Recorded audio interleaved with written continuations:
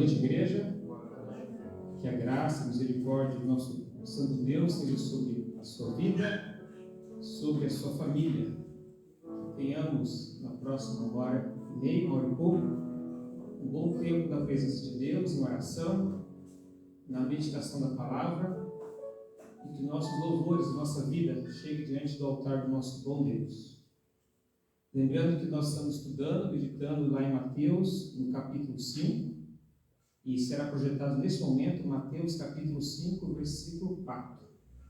Quero convidar a igreja a colocar-se em pé e nós vamos ler este versículo longíssimo. Fica também um desafio para que você possa decorá-lo. Já fizemos um tempo atrás esse exercício em decorar a boa palavra do nosso bom Deus. Vamos ler juntos? Bem-aventurados os que choram, porque eles serão consolados. Mateus 5, versículo 4. Será que alguém já sabe esse versículo? Fecha ali, pode. Não é difícil. Alguém quer? Você quer falar? João. Bem-aventurados os que choram, eles serão consolados. Muito bem. Mais um? Depois vamos dar mais uma oportunidade. Bem-aventurados os que choram, porque serão consolados. Muito bem. Um versículo muito fácil de aprendizado, mas queremos, além de nos alimentar, fazer parte da nossa vida, aprender e colocar em prática como é precioso este versículo. E teremos aqui alguns instantes a aplicação da palavra. Mas vamos orar nesse momento, que o nosso Deus esteja nos clareando, colocando o propósito dele em nossas vidas, que nós possamos nos centralizar na palavra e em Cristo Jesus. Santo Deus, aqui nós nos achegamos nesta noite e neste momento. Agradecemos a semana que passou, agradecemos porque na parte da manhã estávamos aqui juntamente como família do Senhor, como igreja em torno da Tua Palavra. Tanto as crianças, como os adolescentes, como os adultos, ó Deus, com sede e fome de justiça. Agora à noite também, completa e continue falando conosco, para que a nossa vida seja pautada naquilo que o Senhor nos revelou, e não na nossa filosofia, nossos pensamentos, aquilo que são os ditames do mundo, mas que possamos amar, estudar, aprender, colocar em prática a Tua santa e bendita palavra. Sei com aqueles que ainda não chegaram, os porventura estão vindo, seja protegendo-os em Teu paternal cuidado. Aos amigos e irmãos que também nos acompanham através da internet. Nós agradecemos e oramos no nome do Senhor Jesus Cristo. Amém. Nós vamos aqui o hino 314, a Eline vai estar nos ajudando. 314. Boa noite.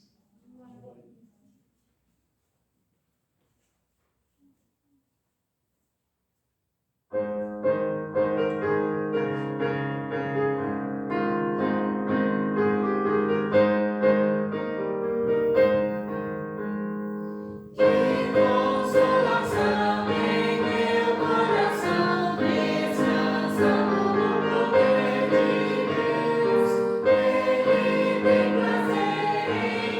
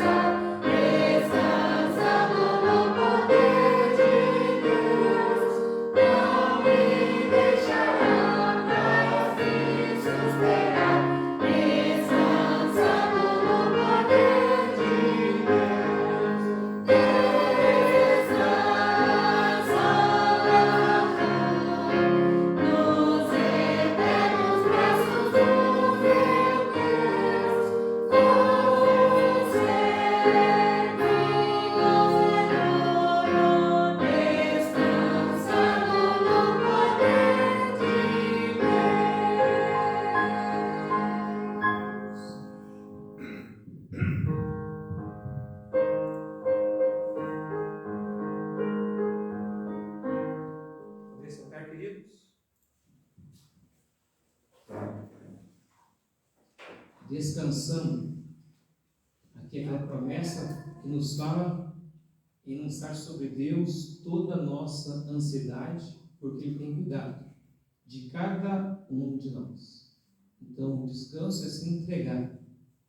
Imagine como comparação aí quando você estava com seu filho pequenino e ele depois de muito agitado, ele descansa, ele se entrega, ele dorme praticamente, desmaia no seu colo, e você leva ele e conduz.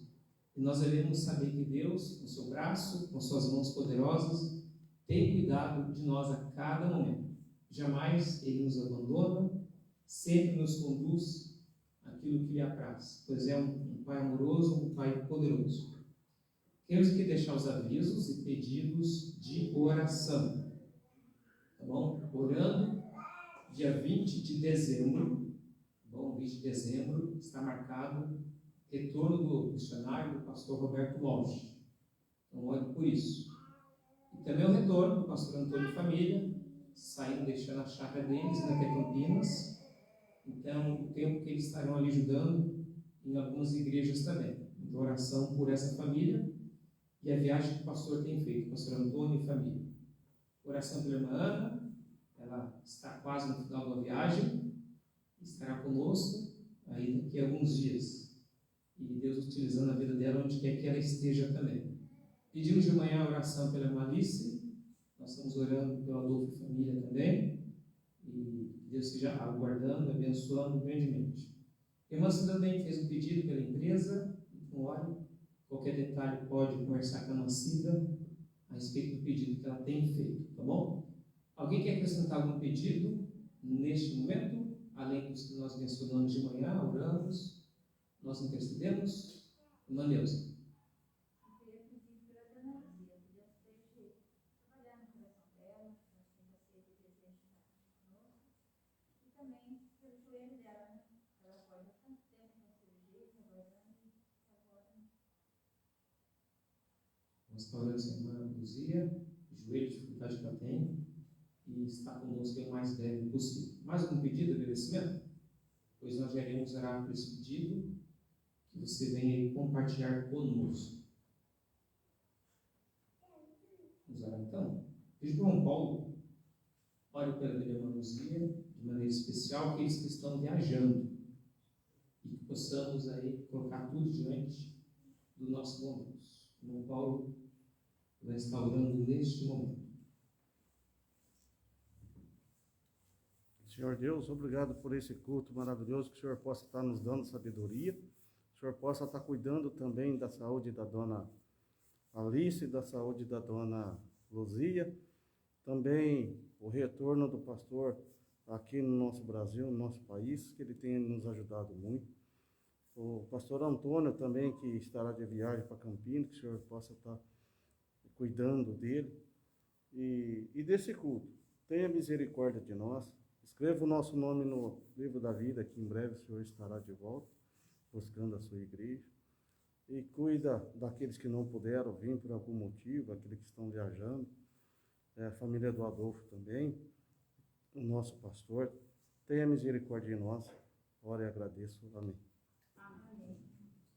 Lembrando sobre missões, oração pelo Davi, seminarista, oração por ela e Ana Paula, que tem feito um ótimo trabalho, e pelo trabalho em torno aí das nossas atividades normais. A nossa escola bíblica dominical, na parte da manhã, só relembrando, vai estudando, você recebeu o livro Distintivos do Batista Regular, que é o nosso estudo na parte da manhã. E creio que o próximo domingo nós vamos finalizar a parte de história, de onde surge a Igreja Batista e também a Igreja Batista Regular. Então, se você quer conhecer de fato a história, a origem, participe aí da escola bíblica. Isso na classe dos adultos. Então, fica o desafio de grande benefício à vida espiritual de todos. Oração por nossa pátria, nossa nação. Devemos orar sempre por aqueles que estão revestidos de poder e autoridade, e que nesse meio de nossa oração, nossa participação, o nosso bom testemunho. Lutar por aquilo que é justo, aquilo que é bom, aquilo que é compatível à santa e bendita palavra do nosso bom Deus. Nós vamos ter agora já 2 hinos, o 186 e depois o 402. Quero convidar a igreja a colocar-se em pé. 186, 402.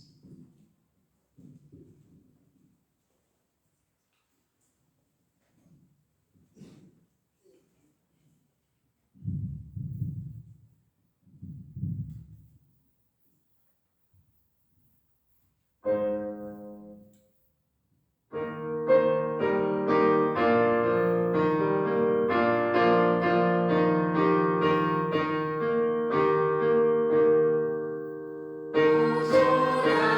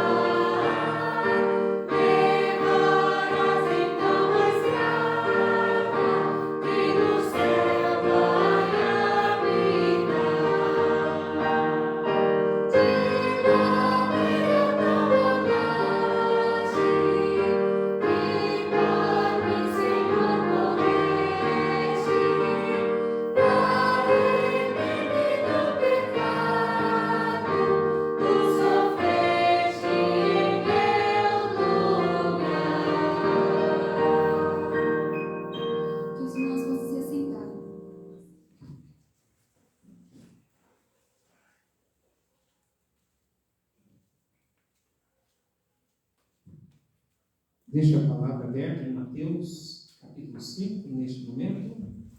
Mateus, capítulo 5.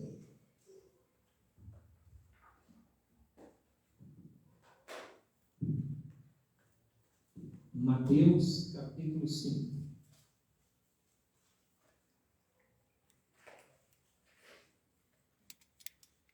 Eu vou ler mais uma vez, começando do versículo 1 ao diante, relembrando alguns detalhes e dando a sequência ao que nós estamos aprendendo. Mateus, capítulo 5, do 1 até o versículo 4.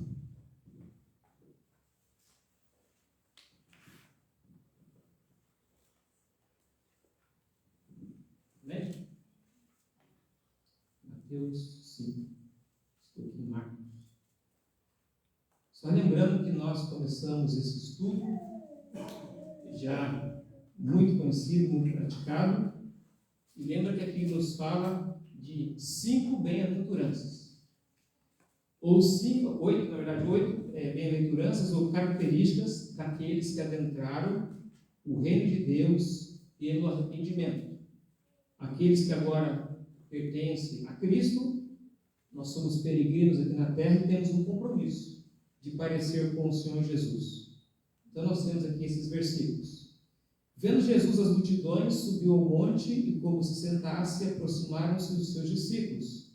E ele passou a ensiná-los, dizendo: Bem-aventurados os humildes de espírito, porque deles é o reino dos céus. E hoje à noite, bem-aventurados os que choram, porque serão consolados.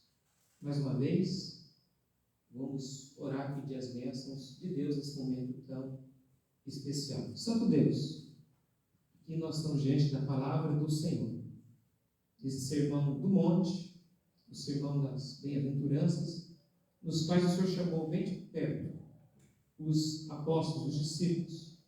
Ali havia multidões, mas de maneira especial, aqueles, ó Deus, apóstolos, discípulos, poder aprender, porque estiveram contigo diversos anos. Nos ajude no caminhar também da nossa vida cristã, que nós venhamos a desenvolver o caráter com a pessoa de Cristo em nossas vidas. Que venhamos, como na parte final ele nos fala, reluzir nesse mundo de trevas. Nos ajude, Deus, a nos entregar cada vez mais ao Senhor. Que todas as áreas de nossas vidas nós venhamos a consagrar, pois sabemos que Tu és soberano, tem direito. E uma vez, ó Deus, que nós pertencemos ao Teu governo, ao Teu reino, nós somos súditos. E se somos súditos, devemos ser obedientes. Em nome de Jesus que pedimos esta bênção, esse entendimento em nossas vidas. Amém. Muito bem, Mateus capítulo 5, versículo 4 é o texto principal desta noite. O último que nós vimos fala de humildade. O último texto que nós vimos, versículo 3, fala de inclinarmos perante Deus. Nós falamos ali daquele contexto de nos esvaziarmos a nós mesmos para nos enchermos da presença de Deus. E temos a promessa no versículo 3 aí, do que nos fala que é pertencente a nós o reino de Deus. E hoje, mais uma vez, esse texto, esse versículo, tem aquelas duas partes principais. Fala do que nós devemos ser, o qual nós devemos agir, e depois tem a promessa.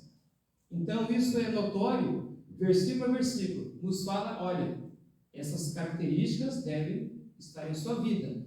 Depois, estando em Jesus, o que Cristo, o que Deus nos providencia? O que é acrescentado em nossa conta?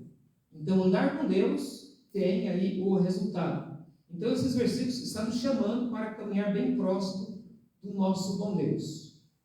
Eu tenho aproveitado bastante, e sempre nós aqui passamos os créditos, e eu sempre menciono um dos livros que eu tenho usado, eu tenho meditado bastante, dos escritos do pastor Hernandes. Então, vocês podem também verificar sobre isso. Mas, queridos, esse texto também é daquela parte que é conhecido como um paradoxo, porque fala de choro. E nós não gostamos, assim, de maneira geral, quando você está ouvindo, você está em um tempo de choro, a não ser que é aquele choro de pura alegria. Nós não gostamos em si de ouvir dizer que alguém está está passando por um momento de choro, um período de pranto. Mas esse texto aqui nos fala que seremos ou somos bem-aventurados. A palavra macaios, felizes, de bem-aventuranças, abundantes, se nós choramos nesse contexto aqui bíblico, nesse contexto do qual Cristo nos convida a andar com Ele. Já do conhecimento e da fala de muitos, e aqui eu gosto de repetir, aquela frase muito antiga, que alguns mencionam que homem que é homem não chora. Você já ouviu isso? Talvez eu já falei para um dos meus filhos, os meninos, né? Olha, se machucou, não chora não, você é menino, homem não chora. Talvez nós queremos lhe dar uma palavra de conforto, de ânimo, nós falamos, nós mencionamos isso. Mas sabemos que isso não é real, até que nós somos convidados a passar por esse período. E tem muitos títulos para essa mensagem. Muitos títulos. Você já ouviu com certeza mensagens e mais mensagens nesse texto. Então, alguns colocam da forma seguinte: felizes os que choram, ou felizes os que estão pranteando. No momento de dor ainda nós sabemos que Deus tem algo a agir em nossas vidas. Então essa mensagem, como qualquer outra, ela serve para o crente maduro, que deve continuar desenvolvendo a sua vida. É aquela mensagem para aquele crente que não tem toda a maturidade assim, ou por causa do tempo de conversão, ou porque não tem buscado intensamente ainda o nosso bom Deus. E lógico que nós queremos fazer aplicação aqui àqueles que nem chegaram ainda à conversão. Aqueles que de fato não têm Jesus Cristo como Senhor e Salvador. Que ele não pode experimentar desse consolo aqui prometido nessa parte das Escrituras. Mas algo que é real, nós choramos. Eu não sei qual foi a última vez que você chegou a um desespero, a uma situação de prantear. Mas nossas vidas têm fases de mais choro. Isso é normal. Mas nós choramos, especialmente, em questões físicas, emocionais ou espirituais. Nós podemos enumerar, assim, diversos motivos de chorar, situações adversas, mas elas vão se resumir ou no físico, emocional ou espiritual. E a aplicação mais que nós queremos fazer nessa primeira parte da mensagem é um choro que nós buscamos ou que acontece na nossa vida porque queremos benefícios espirituais. Não está sendo aqui no contexto que queremos aplicar, não é o choro por uma perda material. Não é o choro porque perdemos o emprego. Há motivos para isso. Não é o choro porque descobrimos uma doença. Não é. Mas é aquele choro que envolve assim, principalmente a área espiritual. Já temos que perguntar. Já temos que indagar. Qual foi a última vez que você olhou para a sua própria vida? Você olhou o retrato e aí você entendeu, compreendeu o estado que você se encontrava. E aí você pediu misericórdia, pediu graça e até com lágrimas, pedindo: Senhor, me ajude.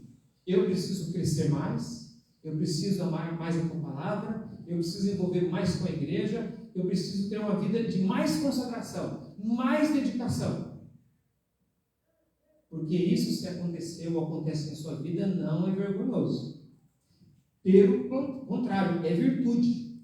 Chegar a se humilhar perante Deus em lágrimas, fazendo esse pedido, essa colocação: Senhor, me ajude.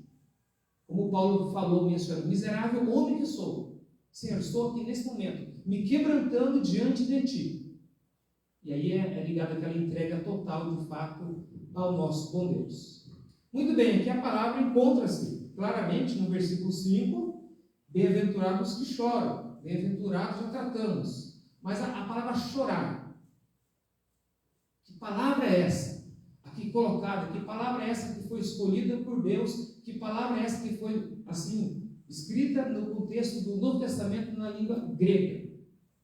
Porque como qualquer outra língua, existem vários termos para certa situação. E os especialistas dizem que essa palavra chorar aqui, ela é escolhida, é aquela do lamento real, é do profundo prantear. Então, esse chorar aqui é aquele choro mesmo de soluçar, aquele choro mesmo que doeu o coração, né? A alma, ela se entrega ou ela demonstra esse todo sentimento.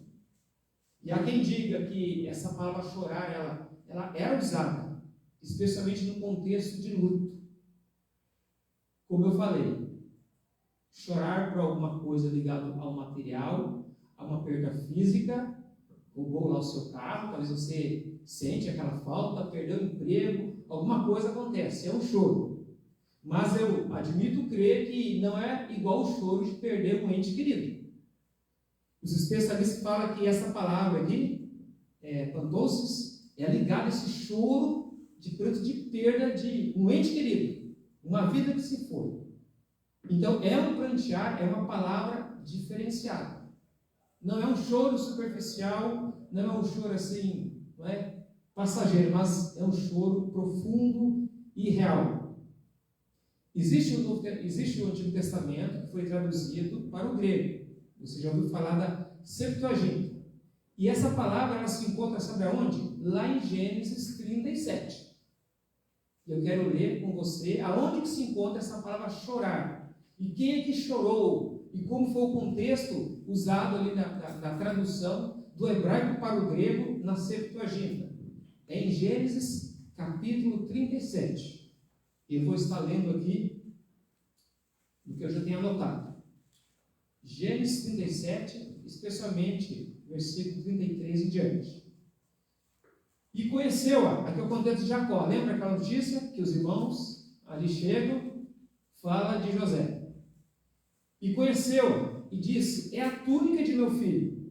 Então os filhos ali, você sabe o contexto. Tiveram um plano, tentou matar, depois jogar no poço, no final ele foi vendido. Mas vieram com a túnica, salpicaram ela com sangue e apresentou para o pai, que tinha todo aquele afeto, todo aquele carinho, aquele amor para com o filho.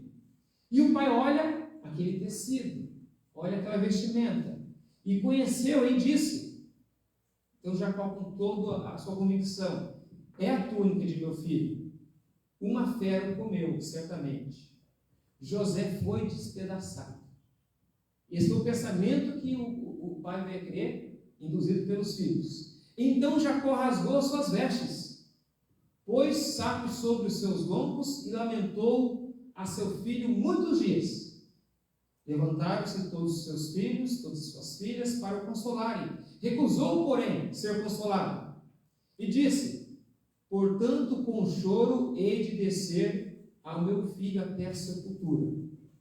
Assim o chorou seu pai. Aqui é um contexto, é um resumo. Então nota, pelo grande amor que ele tinha para com o filho, aqui nesse contexto ele nem quis ser consolado. E de fato é difícil de pronto ser consolado numa situação dessa. O pranto, o luto continua. Mas aqui dá para notar o que aconteceu no contexto de Jacó. Ele teve essa perda, então ele chorou profundamente. É aquela dor, então, que destroça o coração. Parece que a esperança aqui toda se foi. E Jacó continua, então, nesse contexto, e nós conhecemos o desfecho desta história. Então, o Senhor Jesus Cristo, inspirado, o Espírito Santo separa os apóstolos e coloca essa palavra de choro profundo. Agora, que choro é esse? Como que nós podemos aplicar nessas vidas? Ou qual seria a diferença dos tipos de choro que há no mundo? Você pode encontrar diversas pessoas chorando, mas nem todas elas choram da mesma maneira e também não é pelo mesmo motivo. Tenho anotado aqui alguns versículos que a Bíblia fala sobre choro. E olha, há uma grande diferença de choro, de tristeza, de um personagem bíblico para outro. E esse contexto nós poderíamos ver na atualidade também. Aqueles que registraram como um choro carnal. E aqui eu quero citar a vida de Amon. Os irmãos conhecem esse contexto, aqui só quero citar. Lembra da descendência de Davi?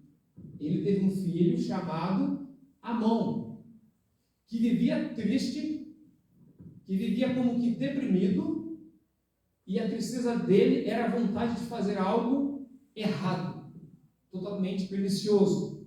A tristeza que tinha no coração dele tinha interesse na sua meia irmã.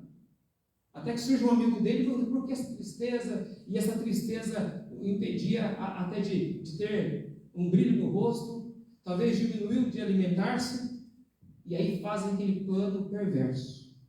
Então ele chora para possuir a sua meia irmã. E lá em 2 Samuel 13, fala sobre esse contexto, 12 e 13. Depois que ele consegue o seu ardiz, conquistar aquilo que ele queria, o que ele faz? Ele despreza totalmente a sua irmã. E o pecado dele torna-se até maior, naquele contexto. Totalmente. Então, era um choro por interesse próprio, satisfazer a carne. Mas ali, diz a Bíblia, que ele estava triste, estava choramingando. Um outro personagem que chora, mas o choro não é um choro por motivo real. Não é? O motivo verdadeiro é o rei Acabe. Então ele tinha um palácio, ligado às suas terras tinha Nabote, que tinha ali vinhas, tinha um terreno. E aquilo era herança de família. E pela lei, a herança de família não era para ser desfeita. Era para continuar tanto a descendência, também era para continuar com a terra que eles haviam recebido. Então, pela lei, era certo Nabote não querer vender, mesmo se fosse para o rei. E aqui no contexto, um rei perverso. E Acabe chorava, porque ele cobiçava aquela vinha. E mais uma vez, nesse contexto de um choro de um motivo falso, vem Jezabel e fala: não, eu vou conquistar, marido, essa terra para você. E tem todo aquele contexto de morte. Então, o rei estava errado há muito tempo. E ainda aqui quebrantando a lei. Isaú foi um outro que chorou. O choro não foi nada a ver com esse de Mateus. Isaú chorou. E é revelado aqui em Hebreus. Depois temos que olhar lá em Gênesis. Mas em Hebreus 12 fala o seguinte. É um alerta para a igreja, tá bom? Nem haja algum impuro ou profano como foi Esaú. Olha, a Bíblia se apresenta Esaú dessa forma. Em Hebreus 12, 16 em diante. Não haja em nosso meio um homem profano e impuro, o qual por uma refeição vendeu o seu direito de primogenitura. Pois sabeis também que posteriormente, querendo herdar a bênção, foi rejeitado, pois não achou lugar de arrependimento, embora com lágrimas o tivesse buscado. Então, aqui está dizendo a situação de um homem que também agiu com perversidade, chorou porque perdeu algo, mas não encontrou arrependimento, não encontrou consolo, não encontrou bênção da parte de Deus. E por que diz aqui? Ele havia vendido o seu direito de primogenitura. É encontrado aqui a palavra que ele foi profano ou impuro. Profano é aquele que saiu contra algo que é sagrado, algo da esfera divina. E ele, como primogênito, ele deveria guardar, de certo sentido, as bênçãos prometidas de pais para filho, e ele tinha primogenitura. Chega um momento que Isaú estava cansado, veio lá. E aí o irmão dele estava ali fazendo uma comida, um guisado. E ele chega e fala: olha, irmão, dá dessa comida. Aqui minhas palavras, estou morrendo de fome. Jacó fala: até lhe dou. Você pode vender, vamos trocar, você pode me dar a sua primogenitura? E mostra que Isaú fala assim: eu com fome e cansado, de que me serve essa primogenitura? Me dá logo aí. E ele desprezou algo que era importante para a vida dele, porque tinha ali um conserto ligado da parte de Deus. E essa história lá em Gênesis também, capítulo 27. Não é? 26, 25 e 27. Então ele profanou, ele desprezou, ele virou as costas para algo que era da parte de Deus e benefício para a vida dele. E a Bíblia diz que ele não achou ali arrependimento verdadeiro. Ele não conseguiu aquilo que ele queria, por causa do desprezo e reverência com aquilo que é santo, aquilo que é sagrado. Olha, aqui alguns exemplos de seres humanos que usaram de impiedade e choraram, mas o contexto não foi um choro real. Sabe, não é o choro daquela parte que nós podemos dizer: olha, porque ele está chorando, é um arrependimento verdadeiro. O motivo deles, tudo que eles tinham no coração, não era para a glória de Deus. Eles sentiram a perda, mas não era algo que eles estavam buscando benefício espiritual. Pelo contrário, esses exemplos aqui de pessoas que desprezaram tão importante, que é a vida espiritual. E todos colheram, com certeza. E tem muitos exemplos na Bíblia. Judas Iscariote também não chorou? Ele chorou. Ele tenta devolver ali as moedas de prata? Faz isso. É citado na Escritura que ele até tem o pensamento que tinha traído sangue inocente. Mas o que inundou o coração dele não foi o arrependimento real para com Deus. Ele teve apenas remorso. Remorso tal, que diz que é desesperado, ele tira a sua própria vida. Porque quem se arrepende verdadeiramente, no contexto geral, não faria isso, nós sabemos. Mas tem esse contexto, não se arrependeu para com Deus. Ou seja, muitos tipos de choro. E tem choros que a pessoa não está envolvendo pelo seu estado, a sua condição para com Deus. Poderíamos dar outros e outros exemplos de pessoas que choram ou demonstram alguma tristeza, achando que vai ganhar alguma coisa com isso. Nós cantamos quase agora que o chorar não salva. É nesse contexto. Quem salva, no contexto da nossa vida, nos salva é somente Deus. Tem muitos que choram, e usando aquela expressão, lágrimas de crocodilo, né?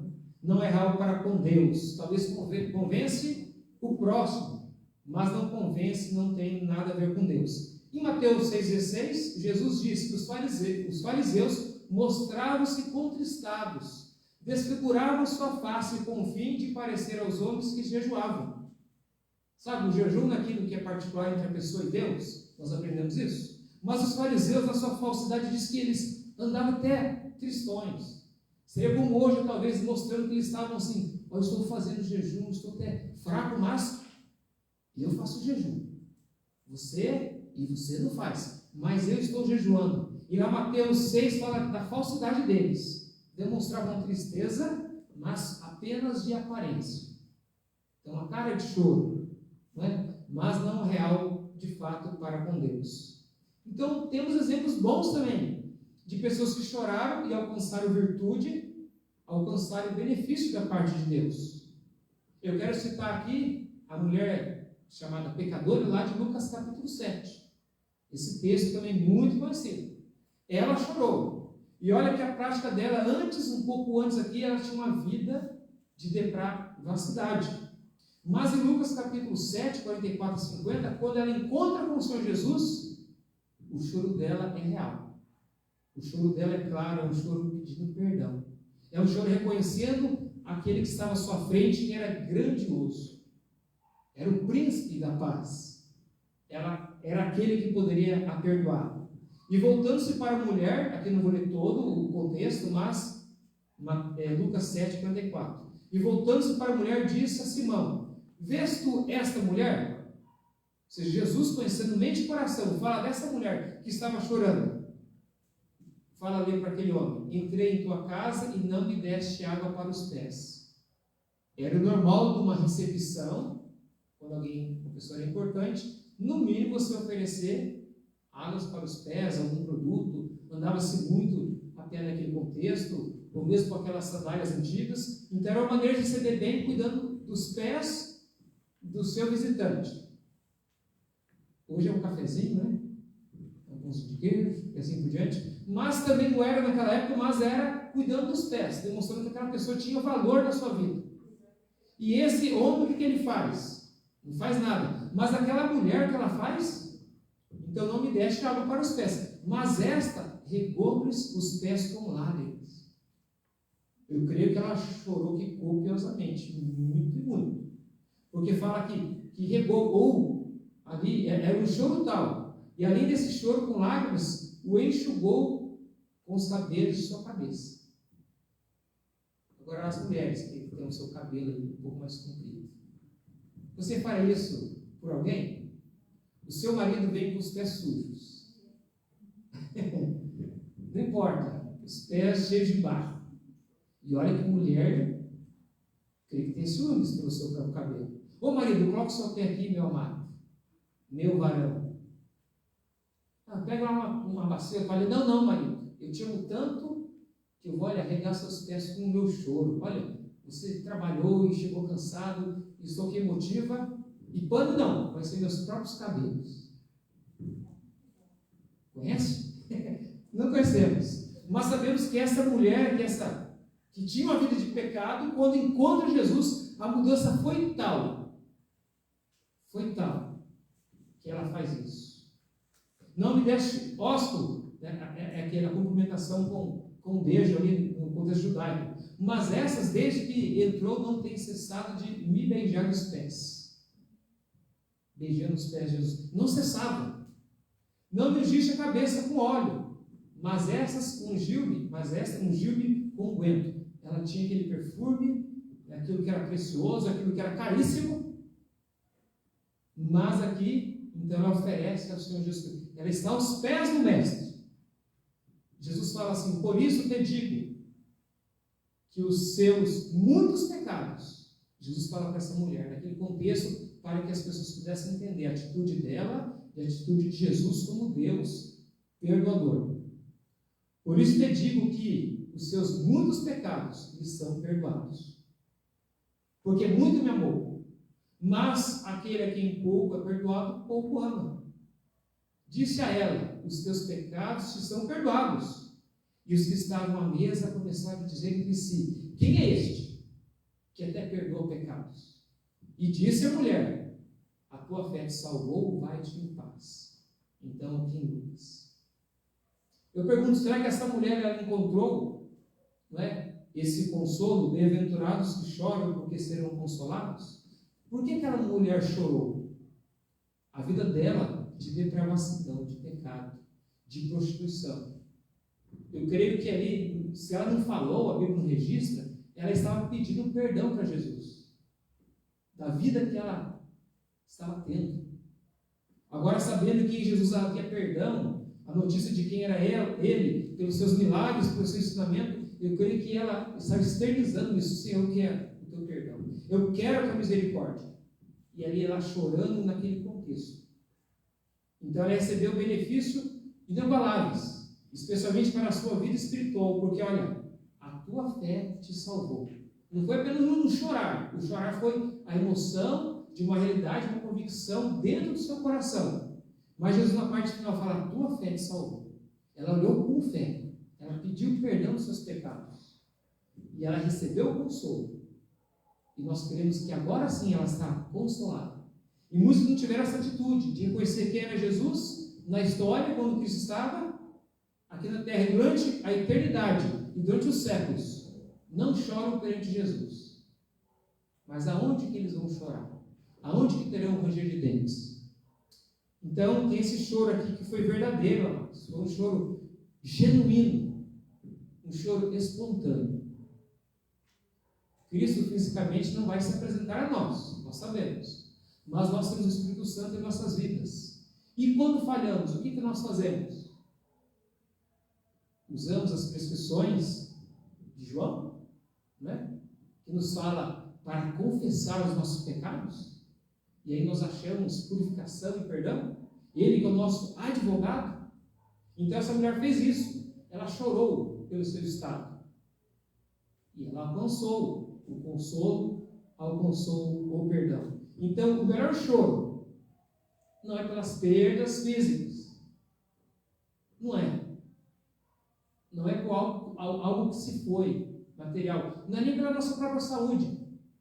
O choro que vale a pena perante Deus é quando reconhecemos que nós ofendemos a santidade, o caráter e a glória de Deus. E no tempo de Deus, o Espírito Santo toca a nossa vida e nosso coração.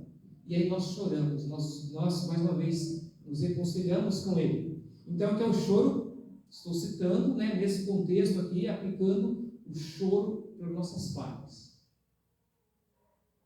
Aqueles que choram por motivos banais, como nós falamos. Eu vou citar um dos choros que eu tive banal. Em 94, o Brasil ganhou a Copa, não foi? Eu com 18 anos, a Copa, não foi? O que eu fiz? Com 18 anos, eu fiquei chorando. O Brasil, depois de tantos anos, foi campeão. Aí Eu chorei. Aí meu irmão, Valdir, falou: "Por que você está chorando, cara? O Brasil ganhou." Ele falou: "E daí? Não tem outra coisa que você vai fazer, não?" Eu não me aguentei, chorei. Foi a emoção de um torcedor. Mas é um choro que trouxe algum benefício para a minha vida real, espiritual? Há muitos que choram porque o seu time, seu partido, etc., não está indo mal, está indo mal. Mas não choram pela sua condição de pecado, de ofensa a Deus. Então, é uma mudança muito grande que o ser humano faz. Mas esse choro, aplicando, como vale a pena? Quando é ligado na área espiritual. Um homem que falhou, mas chorou perante Deus, um exemplo que eu dou é Davi. Davi não falhou também. Nenhum homem foi perfeito, somente o Deus homem, Jesus Cristo. E Davi, ele expressa a sua emoção, as suas convicções de um homem que havia falhado. Nós podemos enumerar mais de uma falha, mas ele foi sincero também quando ele se arrependeu. Salmo 51, tantos textos mostram esse arrependimento mesmo. Existem várias ilustrações de outros homens que, quando falharam, erraram, reconheceram, rasgaram suas vestes, verdadeiramente, jogaram cinza sobre o seu corpo. Mas rasgaram suas vestes, primeiramente, porque o coração rasgou-se perante Deus, que é o verdadeiro arrependimento. Buscando mudança de vida, buscando um novo direcionamento em agradar a Deus. Davi disse: "O meu pecado está sempre diante de mim." Ele foi alertado pelo profeta, ele reconhece seu erro, e depois, algumas vezes, ele lembra daquilo. Mesmo sabendo que Deus é misericordioso, ele alcançou o perdão, ele escreve: "Eu tenho lembrado de como a minha falha foi grande, mas também como grande é meu Deus em me perdoar." Então, amados, chorar pela nossa condição espiritual é para todos os crentes.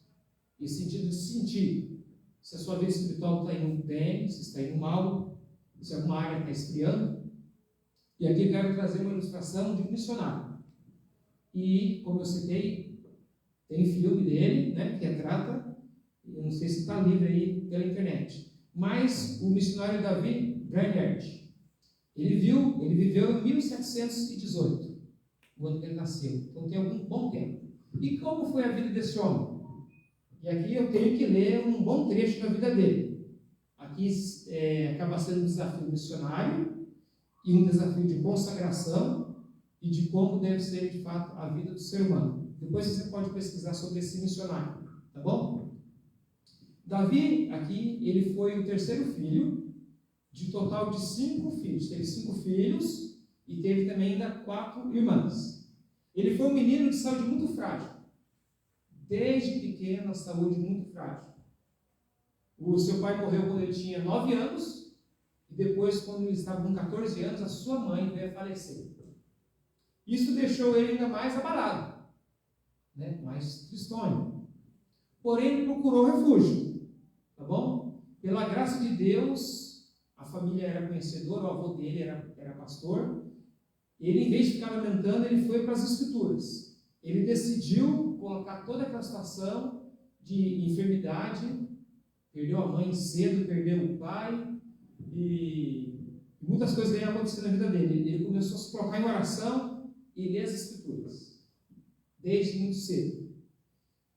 E aí nos mostra que com 21 anos, ele convertido, consagrado, ele decide fazer a universidade.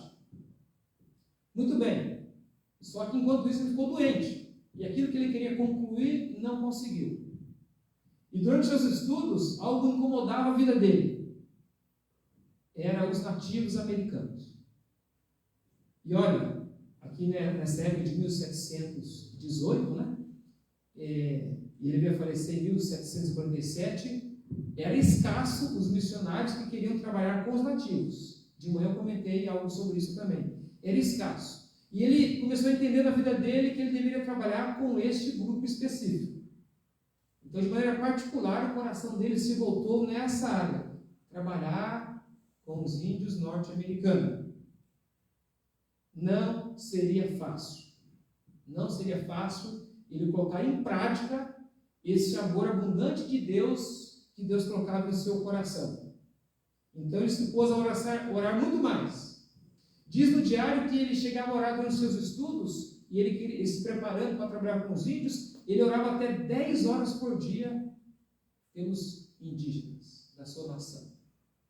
Isso durante o tempo de preparação no qual ele queria trabalhar com esse povo. Então, 10 horas diárias.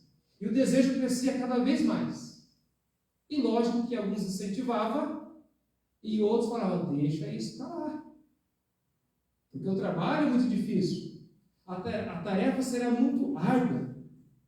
E com 24 anos, ele escreve em seu diário: quero esgotar a minha vida nesse serviço para a glória de Deus. Eu quero. No ano seguinte, ele começa a dedicar a sua vida pregando aos índios, nas florestas, ele pregando solitariamente nas florestas frias. Não importava a época, ele estava lá pregando. Ele estava lá evangelizando. Ele estava vivendo o amor de Deus na sua vida em prol dos indígenas.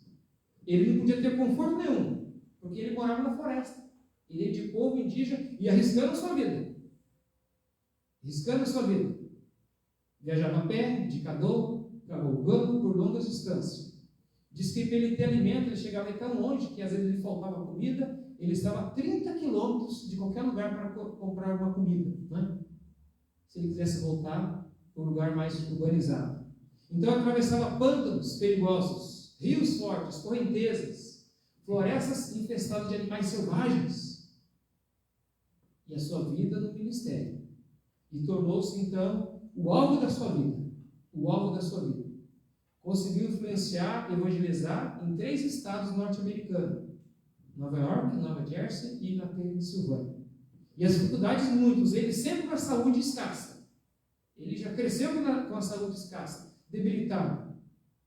Atacava ele a tuberculose e havia semanas e semanas que sangue, né? Estava sangue.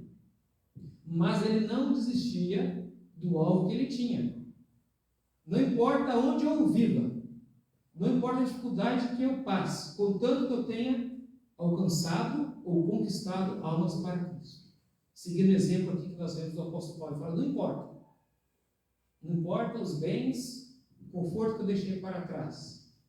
Diz a história que era comum, quando ele pregava em algumas aldeias, os índios clamavam por misericórdia da parte de Deus.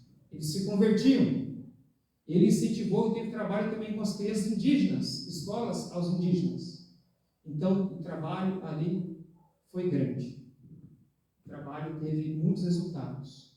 Porém, uma coisa ele sabia: esse ministério ia encurtar a sua vida. E ele veio a morrer com 29 anos. Ele teve 5 anos de ministério.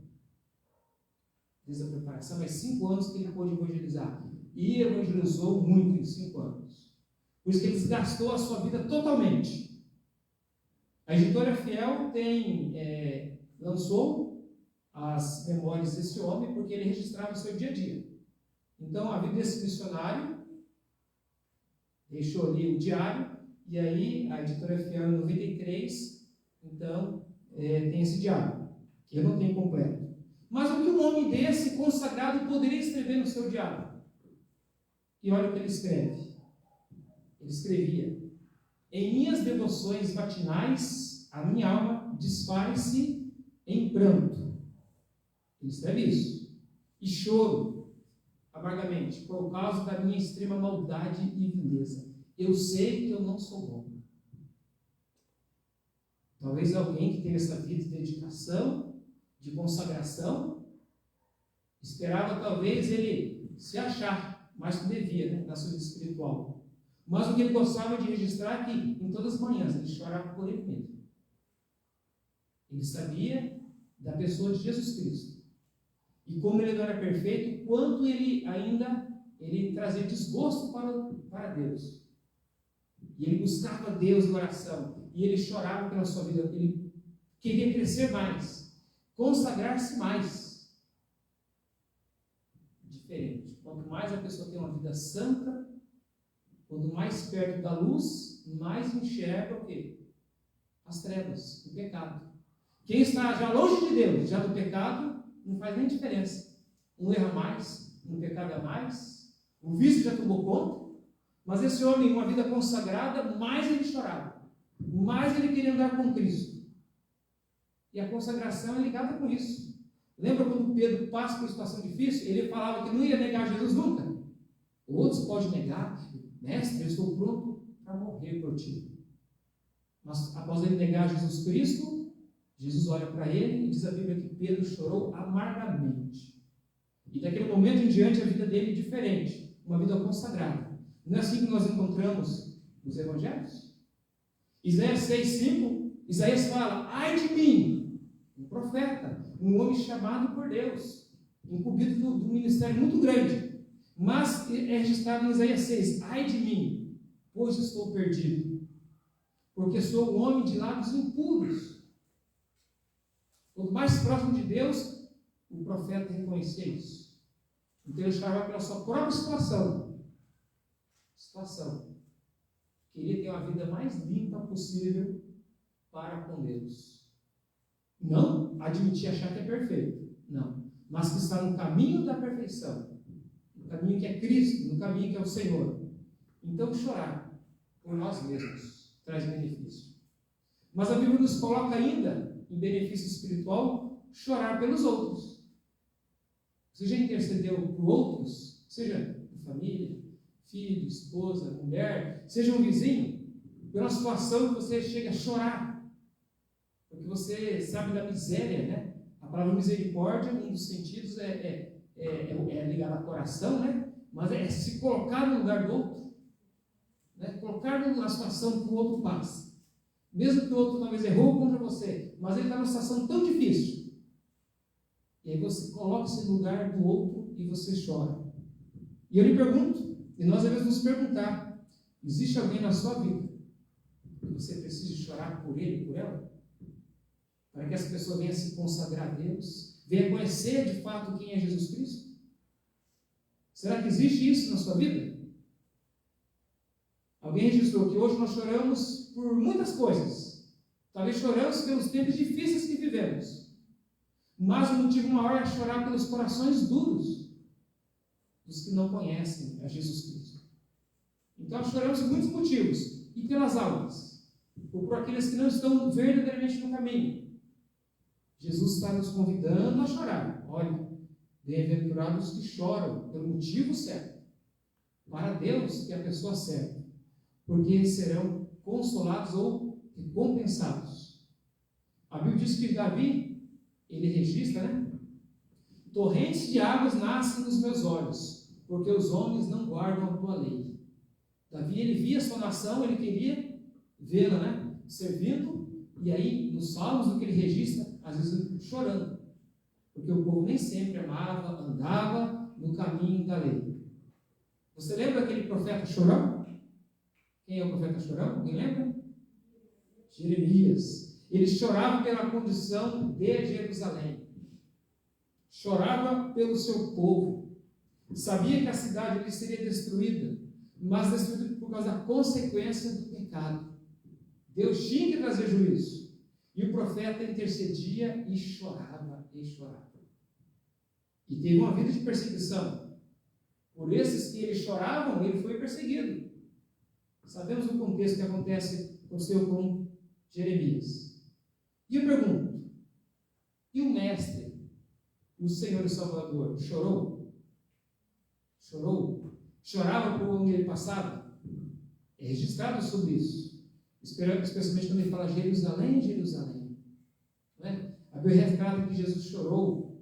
Naquele contexto de João 11, Jesus chorou. Paulo, em Filipenses 3,18, nós já verificamos essa parte também. Pois muitos andam entre nós, Filipenses 3. Talvez você vai lembrar da mensagem, também está registrado. Porque muitos andam entre nós, ele fala. E agora vos digo outra vez chorando, que são inimigos da cruz de Cristo. Paulo tinha um zelo pela igreja. E você nota que ele sofreu, é registrado em 2 Coríntios, alguns duvidavam do seu apostolado, e ele chorava. E ele não chorava porque ele passava frio, ele passava fome, ele passava escassez, perigo de espada, não é? Muitas vezes ele vai relatando. Naufrágio, muitas vezes, e muitas vezes. Mas a maior preocupação do apóstolo Paulo era se a igreja estava indo bem. Retratado que ele tinha preocupação por aqueles que eram os falsos irmãos, que estavam na igreja, né, como erva daninha, prejudicando a obra. Então, Paulo, quando fala que ele chora, ele estava chorando, porque faltou o salário missionário. Não porque talvez a saúde dele está indo. Não porque, não. Olha aqui, nesse contexto de Filipenses 3. E até chorando quando ele sabia que havia inimigos da cruz de Cristo, prejudicando a obra. Então, um choro que ele tinha, um zelo pela igreja, um zelo pela situação em que ele se encontrava. E nós hoje, será que nós temos motivos de chorar, de prantear, de sentir? Ou tudo vai mil maravilhas? Tudo vai bem? Na sua casa, onde você trabalha, onde você estuda, o seu bairro, a nossa nação vai muito bem? Não merece uma lágrima sequer da nossa parte? Lágrima que sincera? Lágrimas porque o nome de Deus é profanado cada vez mais? Lágrimas porque a Bíblia ela é desvirtuada cada vez mais? Lágrimas pela escassez daqueles que se levantam em fazer a obra de Deus? Daqueles que serão os próximos missionários? Lágrimas pela frieza da igreja? Então, chorar vale a pena. Chorar por causa daqueles que são escândalos. Acontece também? Escândalos. Aqueles que desviaram, aqueles que esfriaram, aqueles que de alguma forma ofendem o Evangelho. Então, Jesus nos convida a um choro verdadeiro. Na questão aqui, especialmente, que leva à área espiritual. Então, devemos chorar sim. E quais são os motivos desse choro? Sabemos que devemos chorar pelo pecado, porque todo e qualquer pecado é hostilidade contra Deus. Quando pecamos, nos tornamos ou entramos numa situação de faltar comunhão com Deus. O pecado é contra a natureza do Altíssimo. Deus é santo, santo, santo. E o pecado o que é? Né? Ou quando nós buscamos ser justos perante Deus. Olha, quando buscamos justiça perante Deus de motivo próprio, já é considerado trapo de imundício, né? Quando achamos que nossas obras, as nossas boas obras é algo de mérito perante Deus. Quando achamos que acertamos e aquilo tem algum valor para agradar a Deus, ou alguns acham de convencer para adentrar os céus, ainda a Bíblia diz que é trapo de imundício. E quando se peca voluntariamente, o que isso é perante Deus? É rebelião contra Deus. O pecado é isso. O pecado é ato de ingratidão perante Deus. Jesus que tanto nos amou até o fim, amou, foi humilhado, amou, teve morte e morte de cruz. Ele morreu para nos livrar da condenação do pecado. E tem trabalhado em nossas vidas, nós sabemos, para nos separar do pecado, da presença, das consequências, e lá no céu seremos totalmente puros na presença de Deus. Mas se pecarmos agora, não é motivo de choro, de lamento, não seria motivo de entendermos que desprezamos pontualmente, ofendemos o sangue, o sacrifício de Jesus? Deus enviou o seu Filho para nos redimir do pecado, para nos afastar do pecado. E brincar com o pecado tem consequência. Se envolver com o pecado tem consequência. E alguns que não choram mais por causa dos seus pecados. Quem tem que chorar pelos seus pecados, primeiramente, cada um de nós. Cada um de nós sabendo que Deus não merece essa traição da nossa parte. Né? O pecado que tenazmente nos assedia, mas a Bíblia nos convida a ter uma vida cristã, sadia. Corramos para o alvo, agradar a Cristo em todas as coisas. O pecado então nos priva da comunhão maravilhosa.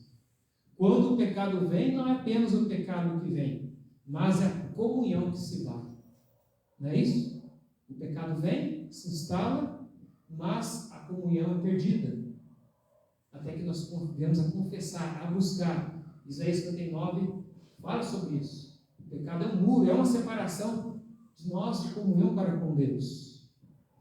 Amados de Deus, buscar essa perfeita paz, essa perfeita comunhão, que seja pelo sentimento, na questão de até chorar, mas a convicção do próprio Espírito Santo nas nossas vidas. Joel é um convite, Joel 2,12. Ainda assim, agora diz o Senhor: convertei-vos a mim de todo o vosso coração. Aqui é o profeta falando para a nação de Israel: olha, sai do caminho errado. Isso com jejuns e com choro e com pranto. Joel 2,12. O profeta exortando o povo de Deus, o que se achava, recebia o nome de Deus. Volte-se a Deus. Odeie o pecado assim como Deus odeia. O pecado, de certa forma, é culpa nossa e sabemos que existe a influência de Satanás. Devemos viver sob a influência do Espírito Santo. Somos habitados por ele. Sabemos do fruto do Espírito Santo, sabemos então das obras da carne.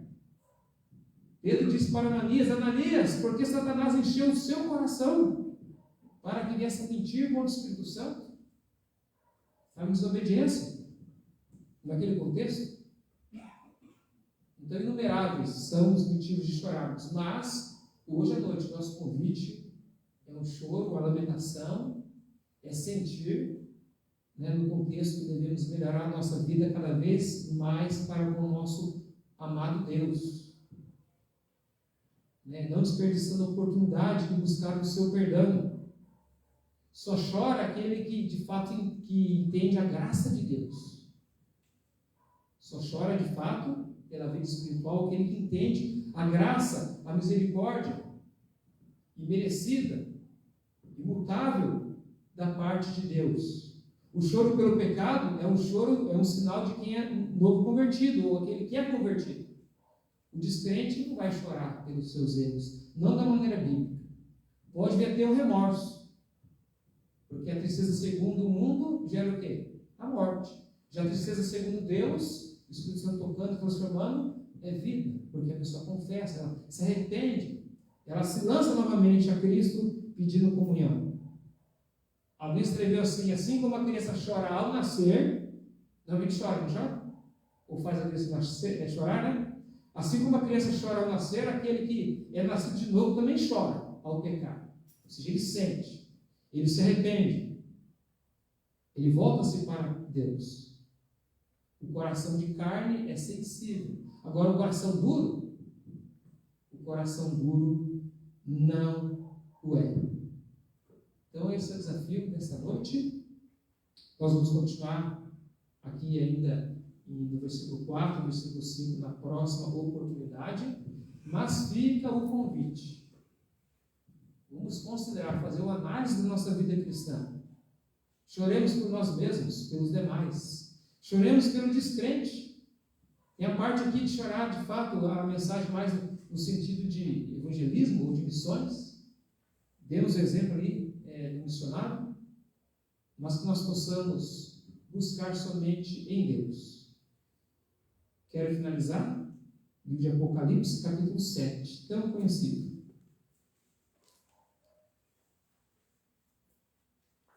Livro de Apocalipse, capítulo 7. Deus, verdadeiramente, Ele tem palavra de conforto, de consolo. O Espírito Santo é o Consolador. A palavra de Deus nos traz alegria, nos traz vida e traz consolo também.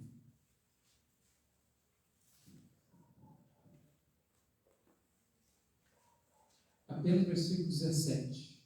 Vamos ficar em pé, amados? O último versículo de Apocalipse 7. Apocalipse 7, 17.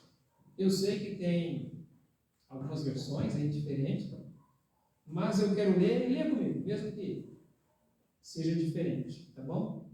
Livro de Apocalipse 7, 17. Vamos ler juntos? Pois o cordeiro que se encontra no meio do trono os apacentará, e os guiarás para as fontes das águas da vida, e Deus lhe enxugará os olhos toda lágrima. Toda lágrima. Sincera perante Deus em oração, em consagração, é bem-vinda. Vamos orar nesse momento? Santo Deus, obrigado, Deus, pelo o Senhor tem nos deixado escrito em Mateus capítulo 5, de maneira especial versículo 4, que nos retrata, Deus, ali o choro. Estamos vendo uma das partes do choro que é lamentar, pelo aquilo que há em nós ainda Deus, a natureza pecaminosa, e algumas vezes, ou diversas vezes, nos encontramos longe, não fazendo a tua perfeita vontade. Mas o Senhor tem nos dado, Deus, o convite, tem nos dado a oportunidade, e diante de muita graça, muita misericórdia, de, Deus, sentir o peso do pecado, no contexto, Deus, de nos voltar para o Senhor. O Senhor tem feito aquele convite maravilhoso lá em Mateus capítulo 11, que o Senhor nos convida a andar contigo. E o Senhor, Deus, carrega todo o fardo de nossas almas, todo o fardo do pecado.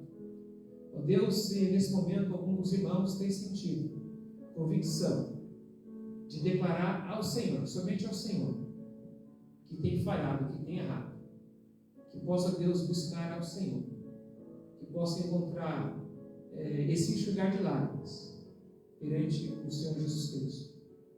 Então, meu Deus, não posso perder a oportunidade de convidar aqueles que não são convertidos, mesmo que a mensagem continue, uma outra oportunidade, mas se eles não têm sentido ainda o pecado, porque estão com corações duros, que eles possam clamar, entender a santidade que é em Jesus, o quanto o Senhor tem feito separação de todas as coisas, de luz e trevas, do bem e do mal, do céu e do inferno, aquilo que é pecado e aquilo que é pureza de vida. Se nesse momento, ó Deus, algum ouvinte tem sido tocado pelo Senhor, que não vem endurecer o coração, mas conforme o livro de Hebreus, se ouvirdes a tua voz, não endureçais o vosso coração, que possam buscar arrependimento, que possam com o coração contrito confessar os seus pecados, clamar a Deus por perdão, possa clamar para que o nome de fato possa ser escrito no livro da vida, que essa é a maior alegria que nós temos, a convicção de ser salvos pelos méritos de Jesus, o livro do Cordeiro, que é registrado uma vez por todas e se encontra lá nos céus. Mas muitos estão com os nomes apenas registrados, ligados a Deus, aos livros ligados às obras, e serão condenados porque não aceitaram Jesus Cristo. E ainda Deus é registrado os benefícios que fizeram e desprezaram, calcaram o sangue da nova aliança. Perdoa-nos, ó Deus, usa nossa vida para, ó Deus, como instrumento, pregar, proclamar, insistir que eles precisam buscar conversão na pessoa de Jesus. Precisam chorar pelos seus erros e achar consolo naquele, ó Deus, que é a paz, que é Jesus Cristo. Esta é a oração, é o nosso pedido. Em nome do Senhor Jesus Cristo. Amém. Uma oração silenciosa, finalizamos o culto desta noite, lembrando, a adoração, ela é constante. Mas o convite dessa semana é se lançar aos prantos, se necessário, a Cristo, buscando o bem espiritual. Oração silenciosa, finalizando este